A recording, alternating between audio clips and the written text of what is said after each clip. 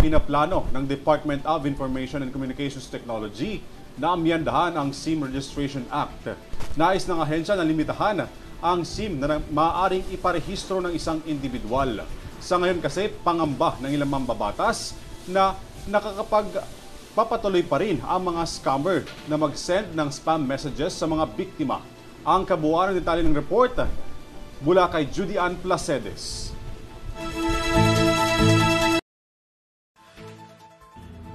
Isinasaalang-alang ng Department of Information and Communication Technology o DICT na gumawa ng pagbabago sa Implementing Rules and Regulation o IRR ng SIM Registration Act tulad ng paglilimita sa bilang ng mga SIM na maaaring irehistro ng isang individual gaya ng ginagawa sa ibang bansa.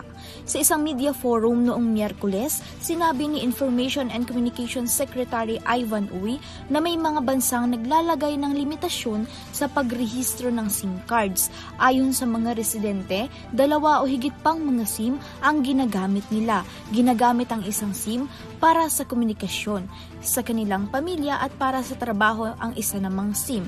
May mga residente din na hindi pabor sa planong panukala ng DICT. Siyempre sa isang SIM card, kailangan din sa isang SIM card para sa pamilya, isang SIM card para sa mga customer. Opo. Nabalitaan niyo na po ba na sabi ng gobyerno, kada isang tao daw po i-implementa ng isang SIM card na lang? Pabor po ba kayo sa ganun? Ay, hindi po. Bakit po, sir? Kasi siyempre kailangan din dual SIM talaga. Importante talaga dual SIM. Gayunpaman, may mga residente na positibo ang pananaw para sa panukala ng departamento. Ilang SIM card po meron kayo? Isa lang. Isa lang.